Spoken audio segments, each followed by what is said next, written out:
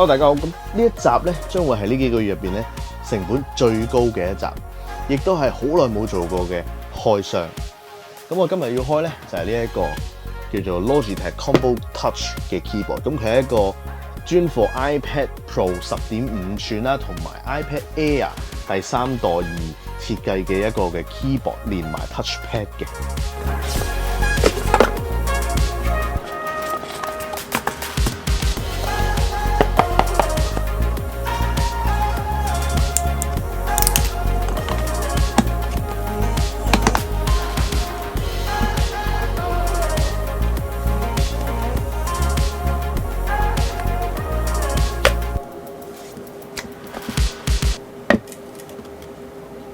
咁開始之前咧，提提大家，如果大家未 subscribe 個 channel 嘅話，記得撳下邊個掣，同埋隔離個鐘仔。咁有咩新片嘅話，就即刻可以第一時間通知到大家。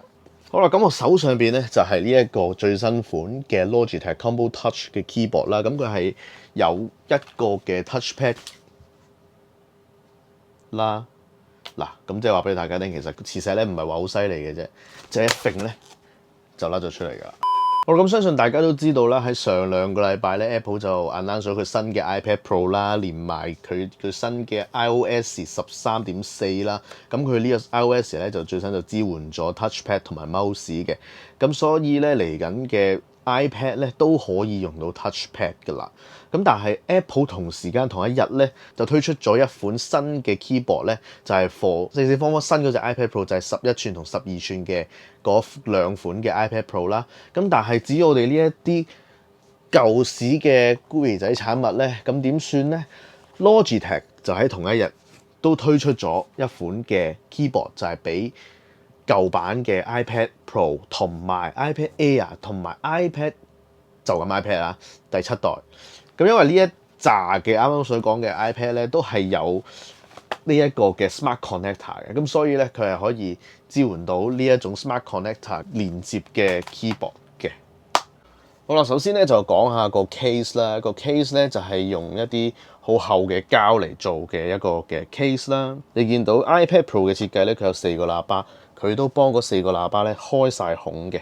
咁然之後咧有一個咁樣嘅窿俾 Lightning 啦，自然都會俾埋一個位放個 keyboard 啦。咁今次咧 Logitech 就將擺筆嗰個位咧就擺咗喺個頂頭嗰度啦。唔知係咪想同翻 Apple 而家嗰個新嘅 iPad Pro 咧就 align 翻，因為新嗰部 iPad Pro 咧嗰啲筆咧都係黐喺個 iPad 嘅側邊嘅，好似而家咁樣樣。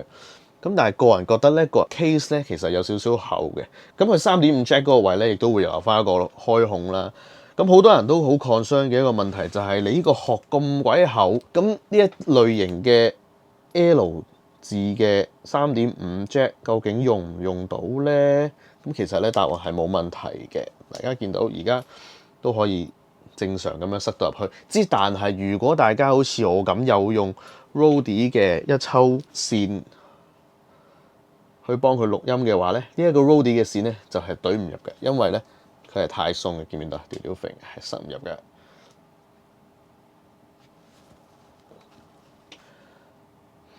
總之就塞唔入嘅，所以認住如果大家有用 Rode 嘅線嚟幫佢做 input 嘅話咧，係唔得㗎，你要拆咗個殼嘅。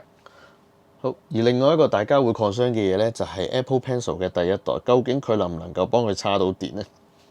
其實係可以嘅，但係佢係啱啱好問水咁樣樣咧，幫佢可以懟到佢落去。所以話 Apple 呢個奇葩嘅設計咧，真係不得了。呢個設計已經3年嘅，但係我都覺得而家係真係有辱人類嘅智商。咁佢可以去咬低嘅程度咧，係可以去到邊度咧？大家可以留意到，其實佢可以咬到咁低。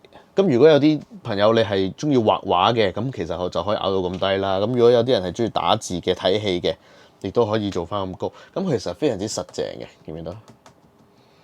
見唔見到？我而家咁樣擁佢咧，佢都唔冧嘅。相反咧 ，Apple 新出嗰個 Magic Keyboard 咧，我係非常之擔心佢撳多2撳咧，係會成個冧低咗嘅。因為佢嗰個設計係條條揈噶嘛。大家睇下，我咁樣拍埋落去，就已經成功地將佢 connect 咗噶啦個 keyboard，見唔見到？咁但係佢有個缺點啦，就係呢一個嘅 keyboard 咧並不能夠好似 Apple 嗰個 Magic Keyboard 咁樣做一個 pass through 嘅插電啦，咁所以你嘅 Lightning 頭咧依然係得一個嘅啫。至於另外一樣嘢要留意嘅咧，就係佢壓嘅地方咧，的而且確係比較大嘅。你見唔見到而家咧，佢係要咁樣壓開咗，因為如果你唔用呢個 stand 嘅話，佢係冇辦法企喺度嘅。佢一定要靠呢個 stand 咧，佢先至可以企得穩。所以有啲人如果中意將個 laptop 啊或者係 iPad 啊擺喺大髀上面做嘢嘅話咧，呢一個咧就可能冇辦法做到嗰樣嘢啦，除非你個大髀就咁長，但係咧你個手咧就要屈得好辛苦啦。咁所以其實就你啦，你自己中意。只不過我話俾大家聽，呢個位其實都幾牙頂嘅。咁個殼咧，我諗大家關心嘅嘢都已經講得七七八八啦。咁其實呢個 keyboard 咧就係用 Smart Connector 而唔係用藍牙去連接呢個嘅 iPad 嘅。咁所以咧佢嘅穩定性咧就有翻一定嘅保證啦，同埋佢係唔需要用電嘅。咁你見到咧磁石上邊咧一拍咧就已經可以連接到噶啦。而 Logitech 今次呢個 keyboard 咧，佢做翻一個好似布紋咁樣嘅面啦。咁所以大家如果你去 coffee shop 飲嘢嘅話咧，就記得要小心啦。如果倒瀉咗落去咧，呢個嘢係唔防水嘅，唔似得好似之前嗰一款咁樣，佢係一體式嘅一塊類似布啊膠啊咁樣嘅東西啦。咁佢就有些少嘅防水功效，但係呢個咧就應該完完全全係冇噶啦。同埋呢啲布咧係非常之索質嘅，咁應該你倒瀉紅酒啊咖啡咧，應該就永遠都有一笪嘢喺度噶啦。咁至於呢一個 keyboard 嘅 trackpad 咧，咁佢並唔係好似之前嗰啲 iPhone 咁樣用嗰個做 haptic engine 啊，咁即係話你唔係真係撳落去嘅，因為而家啲 MacBook Pro 咧基本上佢唔係真係撳落去噶嘛，但係咧你可以聽下呢個聲，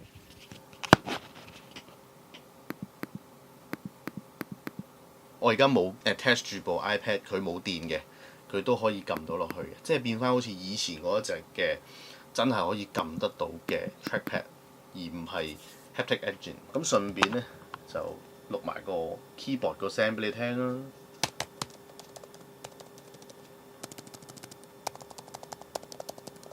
嗱呢一個咧就打起上嚟咧就似翻一般嘅 notebook 嘅 keyboard 啦。咁你話喺圖書館啊或者係一啲比較唔想嘈到人嘅環境之下咧，用呢一啲 keyboard 嘅聲咧就會好好多啦。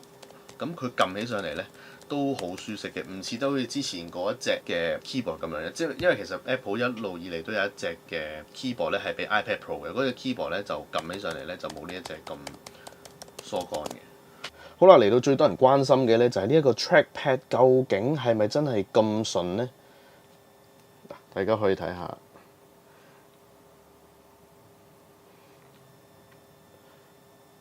我而家咧見唔見到呢個 mouse 個 track 嗰個點咧，就喺呢一度。咁你見到我喐嘅時候咧，基本上係冇延遲嘅，係啦。咁其中一樣大家最關心嘅嘢就係 gesture， 究竟呢一個 trackpad 做唔做到咧？定淨係一定要係 Apple 佢自己自家製嗰隻先得咧？但其實呢一隻咧其實都得嘅。第一個 gesture 咧就係向上啦，咁佢就要出翻去主畫面啦。然之後向上 hold 住就會變咗呢個 expose 嘅畫面啦。然之後咧向左右掃3隻手指向左右掃咧，就係平時我哋喺 MacBook 見到轉唔同 window 嘅一個畫面啦。好啦，至於出翻去主畫面嘅時候咧，我哋仲可以用2隻手指掃咧，咁就可以轉唔同嘅版面啦。咁至於你話喺 Apps 入邊做唔做到放大縮細 pitching 嗰樣嘢咧，其實冇問題嘅。嗱，你見到而家我可以咁樣已經放大縮細。見唔見到我嗰條 timeline 雖然有少少 outflow 嗰個位，因為景深嘅問題，咁你見到其實已經係放大縮細咗㗎啦。咁至於你話啲圖像處理嘅 apps 啦，例如 Affinity Photo 啦，咁你見到我其實好多 thumbnail，基本上所有 thumbnail 咧都係用呢個 apps 嚟做嘅。咁你問我可唔可以做到放大縮細？當然可以啦。咁其實佢個用法咧同 MacBook 大同小異，都係咁樣樣嘅用法嚟嘅啫。只不過係有少少分別，就係可能佢4隻手指嘅位咧，就用3隻手指啦。咁因為佢呢個 trackpad 其實唔係好大嘅。咁嗱，我部 iPhone 俾大家睇下，呢部係 iPhone XS， 咁佢就係大概就係咁大到啦。